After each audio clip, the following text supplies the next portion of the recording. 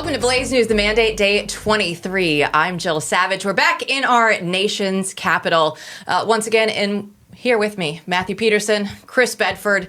And guys, the thing that we have kind of noticed here as MP and I are just here in town for the weekend, Bedford's always here. The one thing that we've noticed is this is what winning looks like, right? We've been walking around in all that just for the last couple of days and just noticing winning, one, feels better.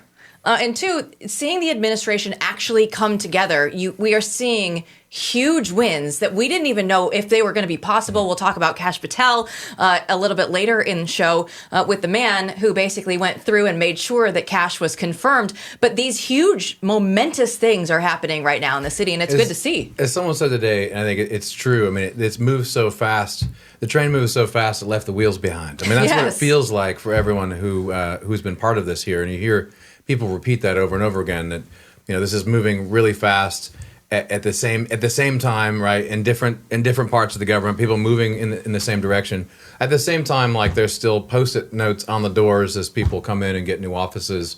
There's still a lot of staffing that obviously hasn't occurred yet, and so you can kind of see the gang coming together and the momentum just beginning when it comes to actually running things.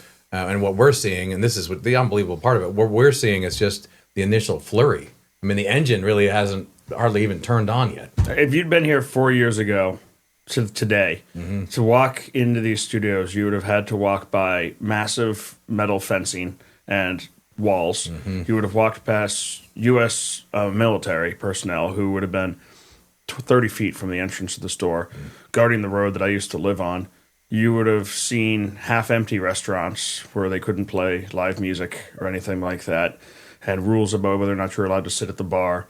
You would have seen people checking when you walked into places if you brought your COVID vaccination papers.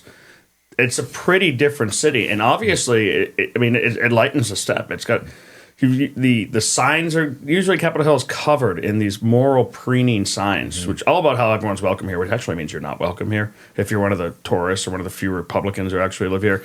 You don't even really see that anymore. I saw them. We talked about this last week, but the mom on the Capitol Hill Moms blog looking for a USAID flag to show her solidarity. Lifelong Republican, by the way. I looked her up. No one responded to her. No one's got it. And I think it's making everyone happy. I mean, Matt's here in D.C. He's wearing a tie. He's fresh shaved. I mean, this is a golden age. The only reason I did that is because we're back in power. Otherwise, I would have been maintained my protest. Tie. But I felt like if I'm going to go see people today here, and there's with a story to this tie, isn't it? Yes, my father wore this tie in the Reagan administration. That is so cool. I love that. It's kind of cool. I do love that too. Now, Bedford has been updating us on the traffic patterns in D.C., the housing prices that you have been forecasting. I want to know what you see. Give us the economic forecast of things that you've seen in the White House, the way that this is kind of just coming together, and what it looks like to actually go through from a transition team into where we are right now 1 month in. So on the housing prices, the Blaze Beltway Brief was one of the first to say, this is going to impact the completely wild, total BS housing prices around D.C., which I'm perfectly familiar with because we're always looking for homes and shopping. I'm starting to get the messages, $20,000 off this place, $20,000 off this place, prices dropping, and that fire sale is going to continue because people, one, don't have to stay here anymore, and two, a lot of people can't. I mean, there's a brewery I like to sometimes work at in the afternoon near my house, and the conversation that you hear amongst people is, where are you looking for work? What are you doing? And these are people, they are humans. You have to remember that. But at the same time, it shows you that the drastic change is actually rippling and felt all across Washington. And one of my favorite things yesterday was Stephen Miller going out to the White House podium and doing his funny way of presenting, but explaining that the only person in the entire White House who is elected is the president. He's the only person in the entire country who's nationally elected, and your staff were not elected messaging is stupid, like deeply, deeply stupid, and it shows no understanding of what's actually going on. Meanwhile, no one mentions the fact that for 4 years we had basically a ghost president with pudding brain running. His son was in all the meetings running this stuff for him. This is coming out in my Beltway Brief on Monday, so I don't want to spill too much of it. But the massive change in this administration to the last. I mean, You walk into offices at the last administration where now you see people in their 40s and 50s with decades of experience who are really hard hitters, who know exactly what they're doing, extremely professional people. And in the first administration, you walk in there and there'd be a mid-20s person from the Chris Christie campaign who's like, "Hi, how can I help you?" Well, you could do your job. You could know what's going on. And I mean, there were reports, I don't know how much of this is just Obama throwing shade, that when Trump came into the White House, he didn't realize he had to hire every staff in the West Wing. That the West Wing was just going to be empty when he came in. It's like, I have to hire hundreds and hundreds and hundreds of people just in this building. But this year, they were completely prepared for that. They had 2 years of being the nominee, essentially. 2 years of preparing for this. And the nomination sailing through, compare that to Rex Tillerson and the other guys who came through, Steve Mnuchin, who, I mean, never saw a Democrat deal he couldn't take for Wall Street. Meanwhile, his wife preening around on Instagram. It was such an awkward scene. That was my favorite part of it, by the way. Like the obvious villain wife. When she's in the background of Treasury, as if like she's like the queen of the Treasury. That was amazing. Posting weird Instagram pictures with her male co-stars who were much younger and handsomer than her husband. But don't you think... another aspect here is that 2 years to prepare, bring on all these people, but also it was a great straining mechanism because after 2020, you knew which side you were on. So there was a record. Whereas before, even when they brought in people with experience who had done it before, a lot of them they were not part of it. They didn't want to do it for MAGA. They're not part of the MAGA. So don't spoil agenda. too much on Monday. But okay. But I'll also tell you, I was thinking about this. I'll spoil a little bit. Go ahead. I was thinking about this as I walked over today. One of my friends posted on Instagram. He's gone full Trump demented. This was a conservative Republican who I knew. We agreed on most things. And I got a couple people like that. And it's not just him. It's all the people you see in public, the Bill Kristols, everyone else. And you got to say, man, you missed the best time in the world to be conservative. Yeah. Like, why would you leave the party when the party starts? You were with us in Valley Forge for years. You were with us in all these different misadventures, all this losing, all this never winning. And then you defect and you become a full-fledged liberal, and you just in time for the liberals to be completely lost and disaffected. It's a strange thing, and we still actually haven't figured out what the future is of the Democratic Party, because no party that ever wants to win again in modern history doesn't have a massive recalibration of where it stands and what its issues are if they lose an incumbent president.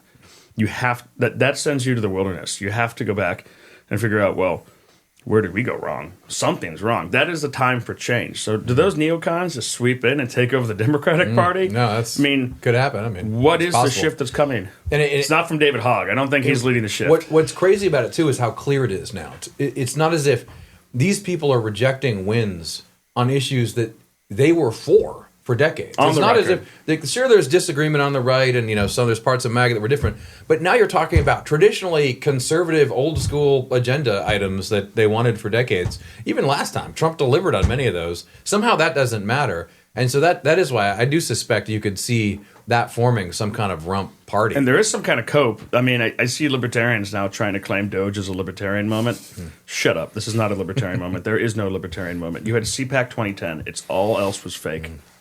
Sorry. That's fine. Because you know what? I'm not tired of winning. Everybody else around here is not tired of winning in this city. And Kash Patel is one of the biggest signs that the winning happened. It's real, and it's going to continue here. And when we come back, don't go anywhere, because we are going to have the play-by-play of Kash Patel's confirmation hearing with the man behind everything. So don't go anywhere.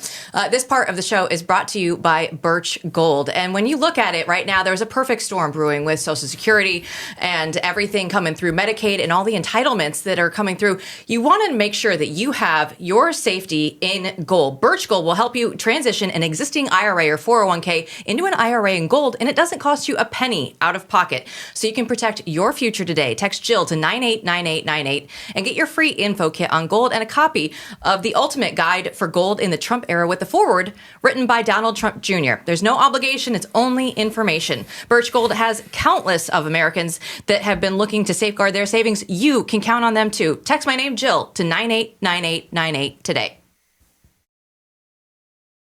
Well, yesterday, the Senate confirmed Kash Patel as the director of the FBI. We even got Mitch McConnell voting yes. And we know now it's going to be a big task to reform the FBI. So let's go ahead and dive into that. We have Clint Brown here with us. He is the president of American Path. And this has been a long journey to get Kash Patel as the FBI director. What does it feel like now that it's finally happened? It doesn't feel like it's actually happened. It hasn't hit me yet. It's been months in the works, really years. Happy to see that it's done. He's confirmed. He's director of the FBI. He'll be sworn in later today. So it's really exciting, but it hasn't quite hit me yet. I bet your family's taking it well, though. They can actually see you again. Yes, yeah, they are. They're pretty excited about that. You're out of excuses for leaving the house on weekends and... Yeah, exactly. How am I going to scroll Twitter? No, I'm kidding. If the wife is listening, I'm not actually scrolling Twitter. I'm working. But yeah, they're excited about it. So the first stab at this is almost unfair to ask you right now, right after the victory. But what is the story here? I mean, we went from this being an impossible thing. We all have good friends who heard this name and thought, love the guy, but there's no way this is going to happen.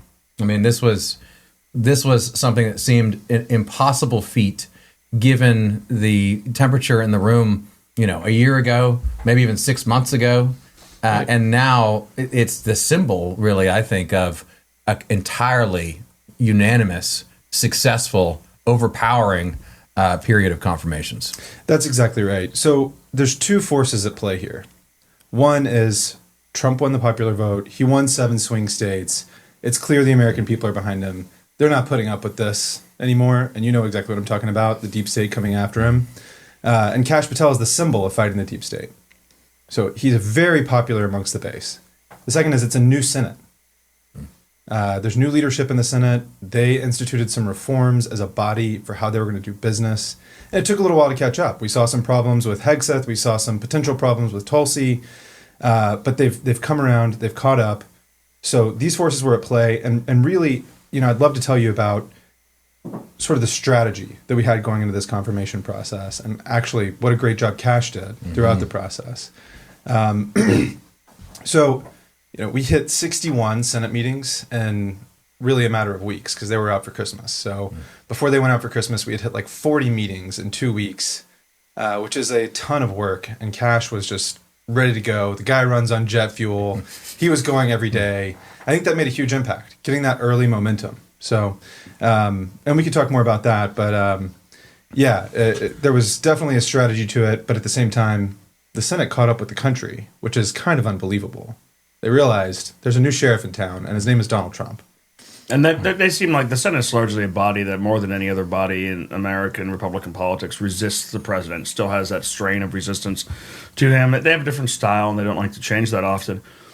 What the public sees of the Senate is usually the hearings. And it's pretty obvious during the hearings that every single senator in there has already made up their mind. Their questions are going to be nice or going to be mean, and they're not going to change. But you've had now the opportunity, you've worked in the Senate for years, but now, over the last couple of weeks in particular, I had the opportunity to have all these behind closed doors, I know that they're secret, meetings with senators.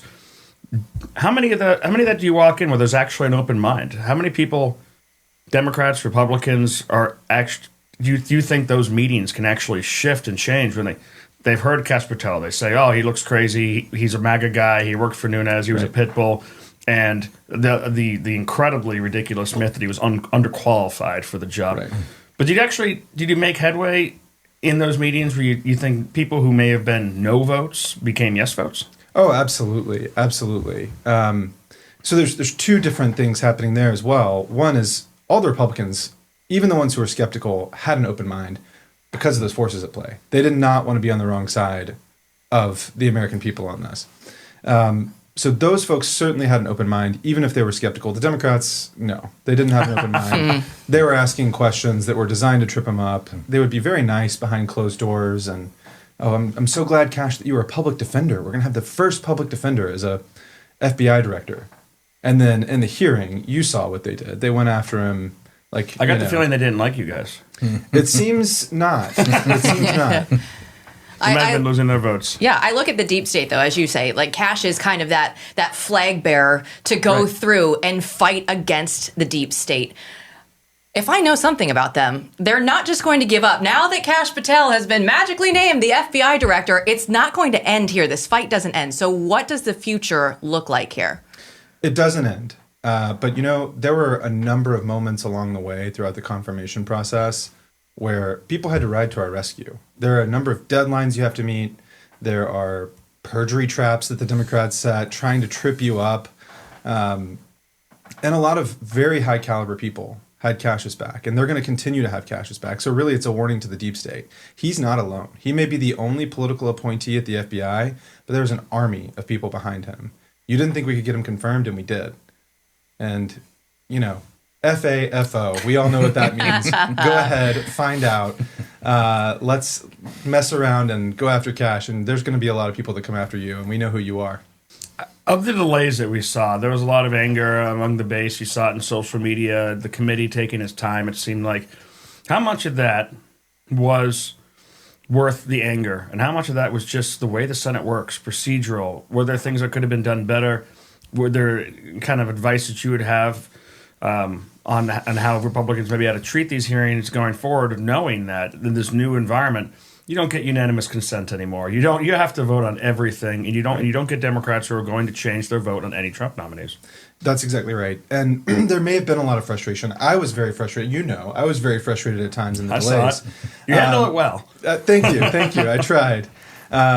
There were delays, but these are things designed in the process for how the Senate works. Some of them were designed in a much more pleasant time when everyone got along and nominees were confirmed. The Unity Party. Yes, and it was really to vet the nominees, make sure that they aren't Chinese spies, something like that, and that's certainly not a concern here.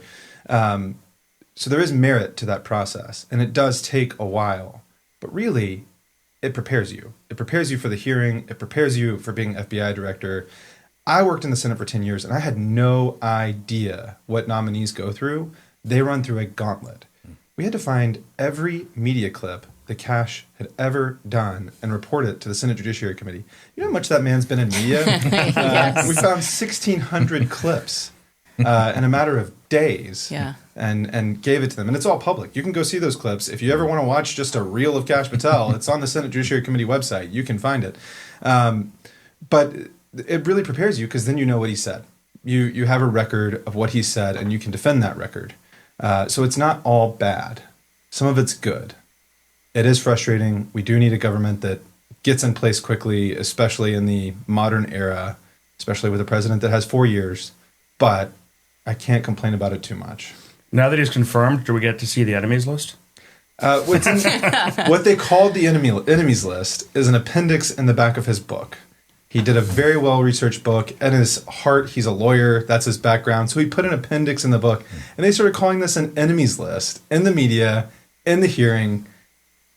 And it's a list in alphabetical order of people that didn't act properly in the government. It's totally crazy. They painted it. It's like a binders full of women situation, right? Like they're just gonna, if we say it like this, maybe people will be scared about it. Right. Meanwhile, there's Epstein's list that they won't give us. I was going to say, they love lists. I think there's a few other lists that people are waiting for in relation to Mr. Patel in the coming days, as Glenn Beck has been fond of telling everyone, right? We'll see. You got to take out your bets. So when you look at this now, moving forward, isn't it the case that is this naive? I mean, isn't it the case that this is done? Yeah. I mean, this was the one guy that they were training all their fire on. At this point, it doesn't matter. We'll go back to normal effectively, right? Because Trump's just it's done. It's done. Right? He's in. There's only one person that can remove him from that position, and that is Donald J. Trump. So good luck taking him out. They're going to set every trap they can for him. I mean, in general, in terms of confirmations, like there's not. We'll go effectively back to normal in part because this arm wrestling match is over. You know, I wish I could agree with you on that. Mm-hmm. I think there are going to be a number of nominees that are attacked because they haven't gotten their scalp. Gates stepped down, but that wasn't a Democrat victory. Mm-hmm. And they need to show their base a victory because they are totally lost. All they can do is try to get some points on the board. I got you. So the reverse is true. It's going to get more brutal. They're going to look for someone to sacrifice. People that they would ordinarily pass through with no problem, they're going to go after them like they've never gone after them before. So I feel bad for anybody who's running through that confirmation process now, because the Democrats haven't gotten their scalp. Will you be jumping on Team Elbridge Colby now? Or do you have some free time in the evenings? I'm Team Elbridge Colby, but I'm never going through the confirmation process again. That was it. How can you beat going through it with Kash Patel? Yeah. I got to go out on top. Well, I look at just the nominations overall, right? And I think that we were talking to people earlier today, and they were saying Donald Trump has, I think, 19 right now. And if you look back at Obama at this point in time, it was 13. Biden only had 6. So you do talk about Donald Trump, the mandate, the people have spoken. Just what you've actually seen, because we do know that these are long, lengthy processes, how we've actually gotten through here in a pretty decent time frame. Yes, and I think a lot of credit for that goes to the Senate, to Senator Thune, to frankly to Mike Lee and Rick Scott pushing for changes early on, getting the Senate in the right headspace. I think everybody was good with that once they got there. We have to move fast. And Senator Thune has done or Majority Leader Thune, feels good to say that, has done a great job of pushing the Senate to move quickly. All of the chairmen have done a great job. Grassley was fantastic throughout the process. He has a ton of experience, and he's ancient of days in the best way, and he knew what he was doing. So I think we're going to see a good pace continue. What did this tell you about the relationship and the changes in the future between this whole process, all the confirmations, between Thune and the previous leader, McConnell? How are they operating? People worried that Thune would not be his own man. He had often taken a lot of advice and direction from McConnell. Is Donald Trump's arrival and his national majority a changer in this, or how's he been operating? I think there's a couple factors at play. Yes, there is the Donald Trump factor. There is the American people spoke factor. But also, the Senate was getting pretty frustrated. It's a body that takes a long time to get frustrated.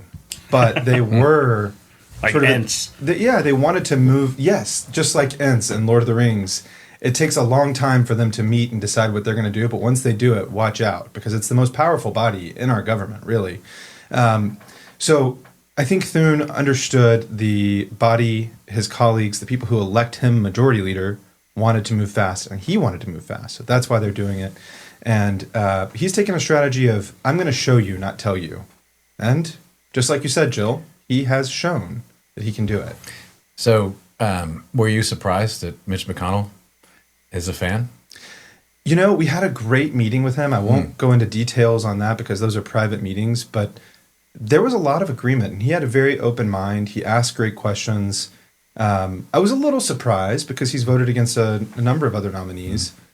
But at the end of the day, he recognizes the importance of the FBI. He looked at Kash's background, which you mentioned, Chris. He's supremely qualified. Mm-hmm. He was a national security prosecutor. He was on Benghazi. He prosecuted the World Cup bombings in Uganda. He was there when the Ugandan lead prosecutor was assassinated. Like, the man has been there. He's done it. So you look at his record, which McConnell did, and saw that he is supremely qualified. And how can you vote against him when he has that background? Well, you know what, Clint? On the behalf of the American people who have all been waiting to confirm Kash, we want to thank you just for putting a lot of time and effort into this, and just congratulations on a job well done. Well, thank you very much. Kash made it easy. It was a fantastic experience, and I'm happy to have been a part of it. Excellent. Thanks for your time. Thanks. When we come back, we have more on Mitch McConnell, because Chris Bedford says, you know what? His fight against Donald Trump, it's not over. We'll have more on that right after this. Well, yesterday we saw that Mitch McConnell will not seek re-election in 2026. Cue the applause here. He actually went out and voted for Kash Patel. So all these things coming together, does it mean that the war on Trump and MAGA is going to be over? Well, Chris Bedford wrote about this in his Beltway brief today, and unfortunately, you don't think so. I actually think it's just beginning. Yeah? I mean, we talked about this last night, and we focused on the positive. How Mitch McConnell's been embarrassed and put in the back seat to be a protest vote for these last month or so. But it's only a month in a very long career. The nominations is something he didn't end up, I guess, winning what he thought he was going to win. It's kind of shocking he wasn't able to take out Tulsi Gabbard.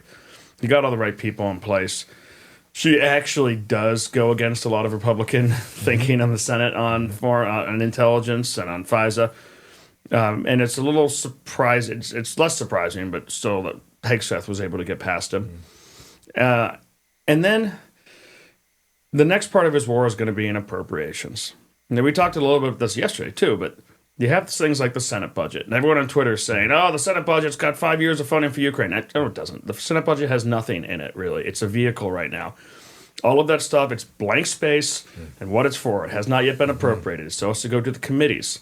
So you have the Committee on Appropriations, headed by Susan Collins. Now, this is something that I, and I think a lot of our viewers would like to get really mad about.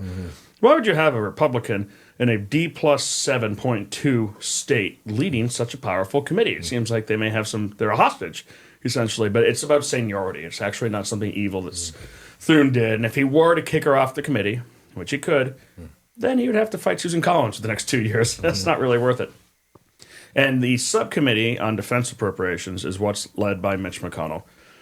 We know, not because I'm just guessing, but because he says it out loud, literally said it a week after Trump's massive victory, that he's going to fight Trump tooth and nail in foreign policy. He's not going to let things change. He's not going to let the Ukraine war be moved on from. He's not going to let the Secretary of State and the Secretary of Defense and the White House come together and make decisions on foreign policy. He wants to be in charge of this whole thing. He doesn't want to advise and consent. He wants to control. And he's going to do that with Senate appropriations. And it's going to be fights on where that money is going.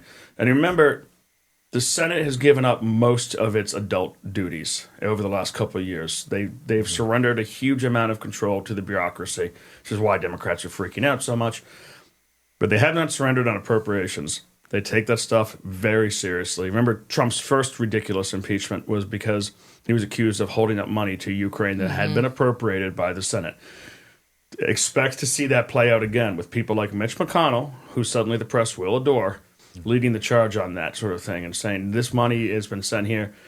And we'll be talking to the Blaze TV, our Blaze News through Rebecca, we'll be talking to the speaker on Monday. And that's going to be something that's interesting to hear about, where that fight is going to be. If the House of Representatives, which also has a say, is supposed to originate these bills, in fact, by the Constitution, is going to have a say in this. I remember that old Schoolhouse Rock. It's such a weird thing, isn't it? You know, you learn it when you're 5 years old, and yet you get here in D.C. and they're like, we don't have to follow that. That's fine. We'll just go over here in the Senate. It's wild to see the Democrats talking about it. Yeah. They're like, the Constitution! You don't care about the Constitution. You haven't cared about the Constitution in decades. What was Mitch's line early on about that Ukraine was the most important thing in the world, basically? Remember that line? He said this is the most important issue in the world. He said that out loud at the beginning of this whole thing. So if that's the case, that's the attitude going in of not only him, but a number of other Republicans. Remember when Mike Pence said that on stage with yes. Tucker? Yes. When Tucker said, what about crime and drugs in the city? He's like, Ukraine. Yep. You got worm brains. So these people, this is how they think. And we're now on a collision course because the American people don't think this way at all. Finally. And they've elected Trump. I think the people are over it. So I even see DC talking heads who are very pro-Ukraine now shifting their tone as right war weariness says we're not even fighting. But is that sort of commitment? I mean, for someone like Johnson, I mean, what do you think? How strong is it? I don't trust the politicians in D.C. to not try to screw the president on Ukraine. I think they're going to try and bind his hands on foreign policy completely. However, I also think that this White House is, which just like we talked about a minute ago, is significantly more expert than the first White House and understands what the traps are and knows what the Senate's going to try and do to fix that. So they're going in eyes wide open. I don't think it ever dawned on Donald Trump that him trying to get to the bottom of like now known Biden corruption in Ukraine with the corrupt Ukrainian government and the money that was being sent to them was going to lead to impeachment. If he had, he would have gone about these sort of things differently. That's one of the interesting things with Donald Trump that never would that didn't happen to the original veteran politicians. You know, one of the reasons for the whole Russiagate investigation is because when people reached out to meet with him, he was like, sure, or send my son. That would not have happened if you reached out to Hillary Clinton. She would have sent a lawyer for her lawyer who knew the lawyer. Right. You know, it'd be all these different degrees, and it would all be the same. You'd be going to the campaign, but those protective layers that you have to take, Trump is fully armored now. So that's going to make a difference in this fight as well. And Mitch McConnell, I think he would like to be in the Senate for another 100 years, but his health is literally failing. Yes. It's completely failing him. And it's hard on a person of that age to fall. Those are marble stairs. These are marble hallways. It's slippery. and he doesn't want to be wheeled around. So his health is also going to play into this. All right, when we look at the Senate and Mitch McConnell retiring, we know that he casts a very large shadow. So how do you see things, even if he's not the majority leader right now, it doesn't matter. He still has the influence. So how are things going to be shaped differently in the next coming years in the Senate because he's gone? Well, his people are still everywhere. Yeah. And that's a huge thing. The people who came up under him and are loyal to him, people who owe their entire careers and their fortunes and their house in McLean to Mitch McConnell, are going to be everywhere. I think that if he takes his battle far enough, this White House is going to need to get serious about his allies. Democrats are very good at this, and Republicans are not. You need to punish law firms, like we were talking about yesterday. You need to punish people who hire McConnell allies. Your office will have to be known for not accepting McConnell alumni. You'll have to tell people that you're not accepting their meetings if they're McConnell alumni. And that's the kind of thing that you're going to have to do if he pushes far enough. And I actually think that's in the last couple of years, that has been like the fever dream Republican reaction of people here at CPI. And we talk about this. You never see Republicans do it. But this White House is playing hardball. And the people, you guys just toured the executive building, saw a lot of Claremont alumni, a lot of people who know the stakes, were taught by the right people, and are actually the type who would execute on something that takes that level of viciousness, because it does sound mean, it does sound vicious, but I got news to you. They're vicious people. That's why you have to do it. And Matthew Peterson will not say it himself, but we did go walk through and see all of the Claremont alumni, and a lot of people were just saying, "Hey, thanks for helping me get the job here in the White House the staff." Godfather. And it is good, and I know that he's looking at me right now, going, "Stop saying this stuff." But it was really cool to see, and just building this administration and where it can go. I think the amazing thing is just there's talented people who know what they're doing in position to do it, who will not hesitate to pull the trigger. Yeah. And when these things happen, you have to be fully committed. You have to say, I'm doing this for the right reasons. I know why I'm doing it, to save my country. I know it's the thing that needs to be done. And when I need to pull the trigger, I will. And there are people in every corner of that building right now who will do that. And if someone says, no, I don't think we should do that, at every table, there's going to be at least one person who says, nope, that's ridiculous. And that's going to prevent a lot of foolishness. Yes. I think the bigger picture, too, isn't this closing out McConnell, et cetera, a symbol of the end of the old Republican Party? I mean, I don't want to make too much of McConnell himself. He actually has a lot of achievements in his career, right? He's got a very varied history of doing all kinds of things 40 for the years right in the Senate. This is an incredible life, but there's something about this that symbolizes to me the completion of Trump's takeover of the Republican Party. Yes, and I think people, some friends of mine included, have made the case that he is the last Reaganite, because he came into office with Ronald Reagan. He was a bit of a Reagan fanboy. I think he got married, something to do with Ronald Reagan. But I consider it much more the end of the Bush era, because Mitch McConnell's career in leadership, not just as a senator, was shaped under George W. Bush. And that was a very different Republican Party for expansion of government, for wars abroad that have, by the way, no off-ramps. It's something that our foreign policy establishment has not learned from Vietnam, Iraq, or Afghanistan, or Ukraine. You ought to have an off-ramp that isn't the Marshall Plan, because the Marshall Plan is not actually usually achievable in modern times, modern warfare. He's the end of an era of those Bush big government surveillance Republicans who are also controlled opposition, that uniparty.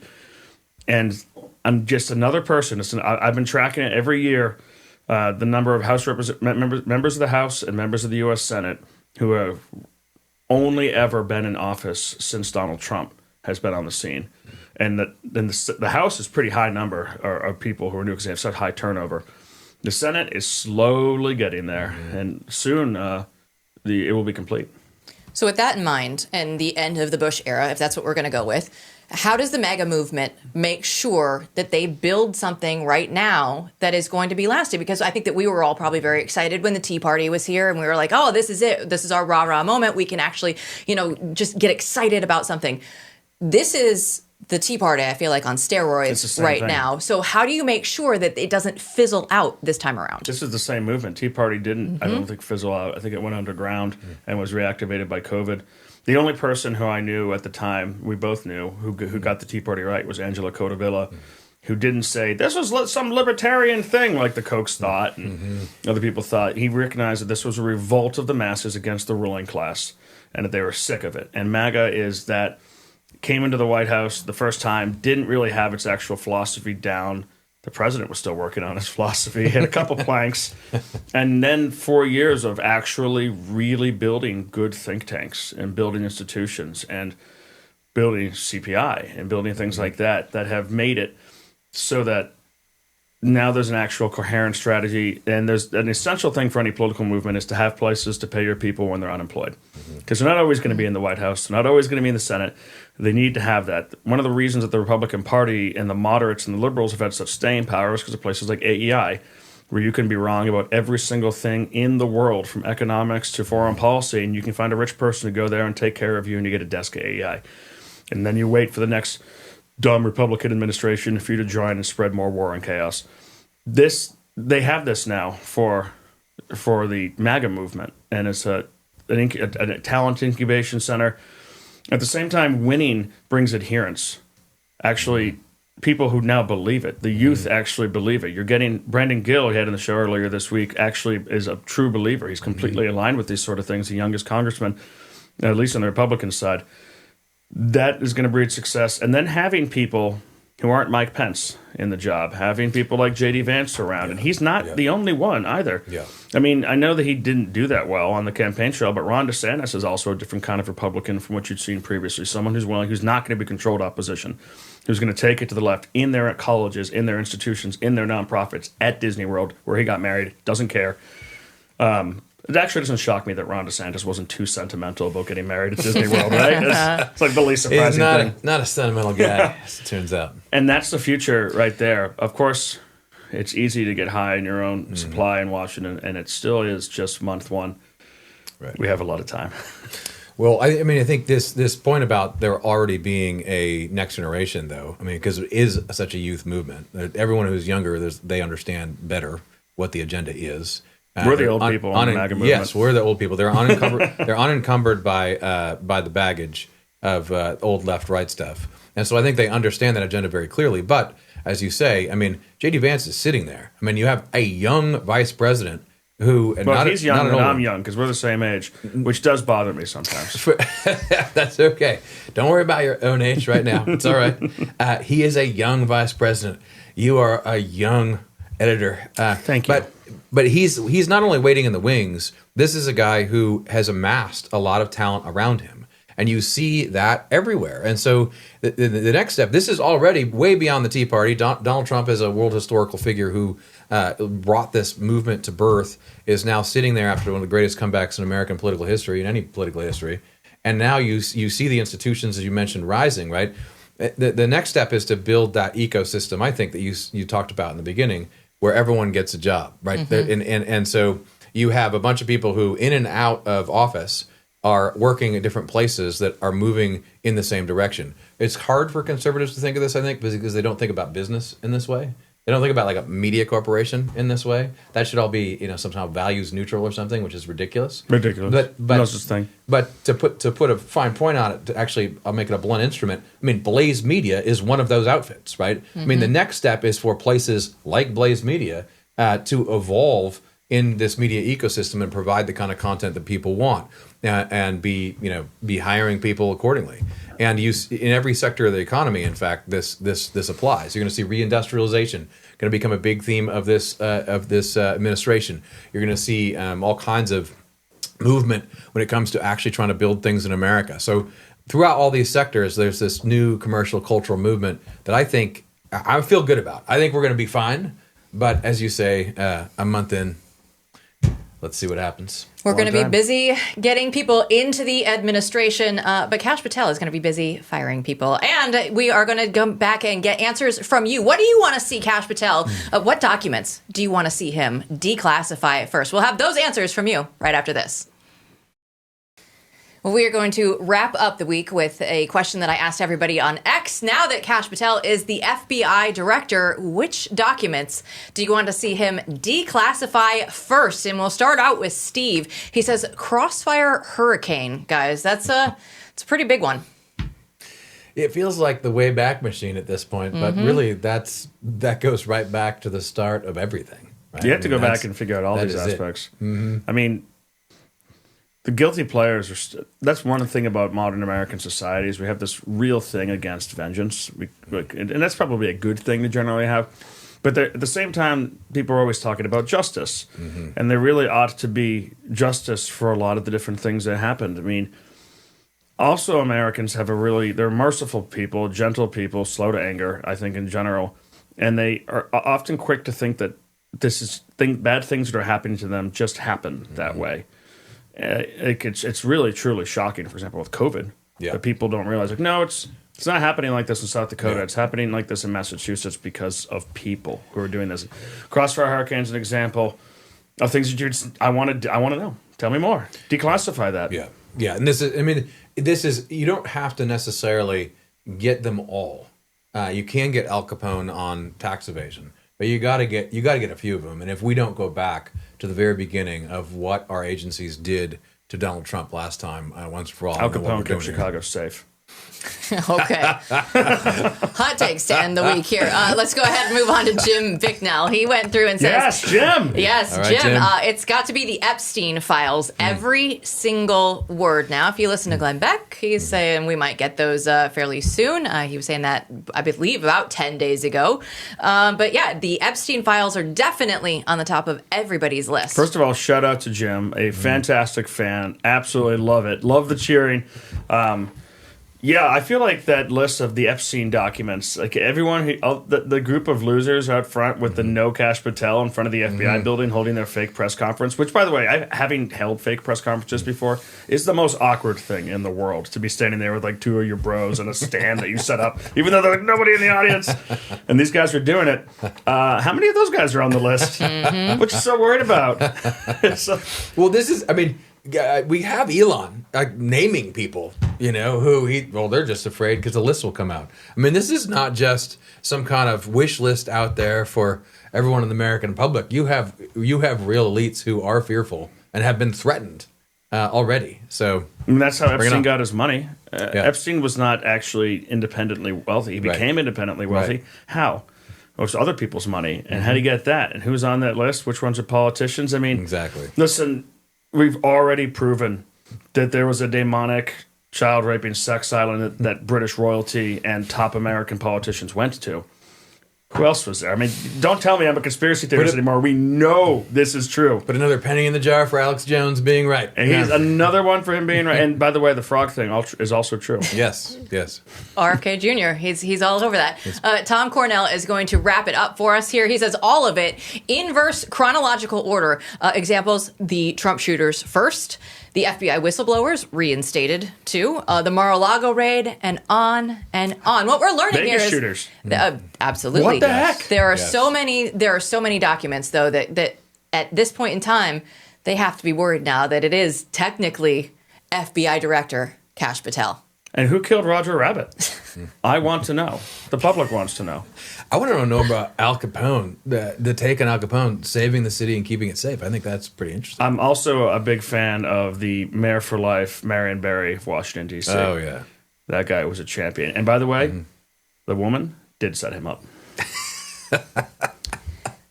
The twists and turns when we get together in D.C. That's it. The hot takes the come out. The lady of the night set him up.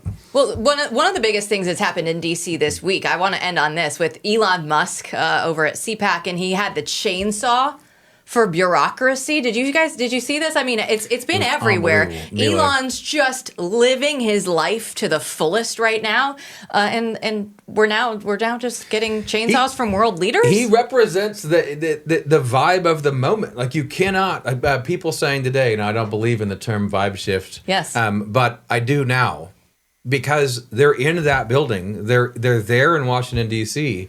and the energy is palpable. And again, it's just revving up. Like, people are the gang is just getting together. And Elon symbolizes Still hiring. This. I mean, just when you think about Chris. I mean, CPI exists to do that. Claremont exists to do this. The whole reason it exists, the whole reason is the time in the wilderness when you're with all these people, when you're talking to all these people, and then it's all there for this point right now when all the little Lebowski urban achievers are all now in office. It's amazing.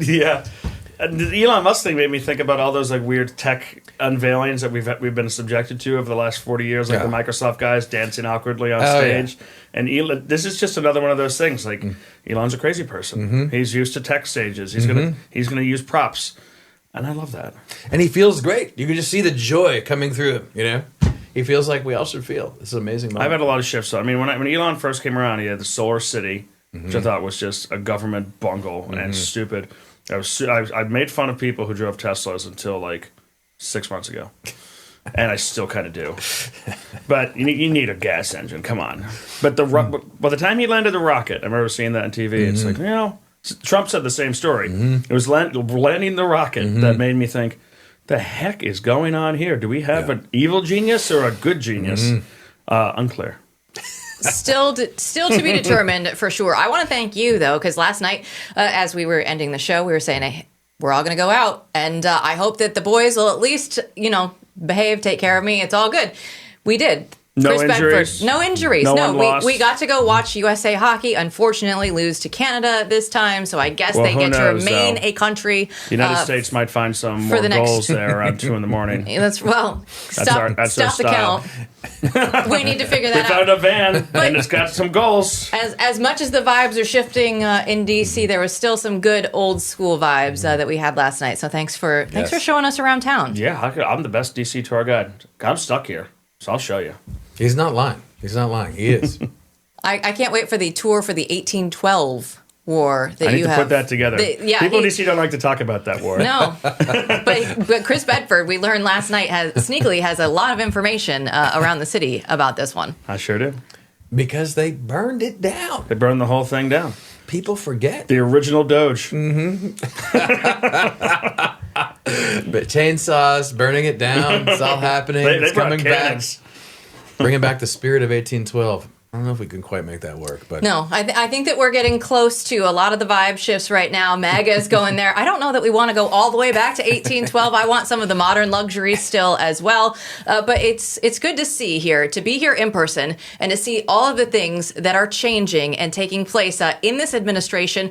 We're going to continue to document it here on the show because this is the mandate, and we will continue to follow everything as it goes on, guys. Mandate of the people is being implemented as we speak, and a lot of people are upset about it. You're so happy. I've never seen you so happy. It's slowly washing over me. Until today, seeing it with my own eyes. Seeing all those people with my own eyes. It wasn't fully apparent yet. Right. Everybody it is happening. Have a good weekend. We'll see you back in Dallas on Monday.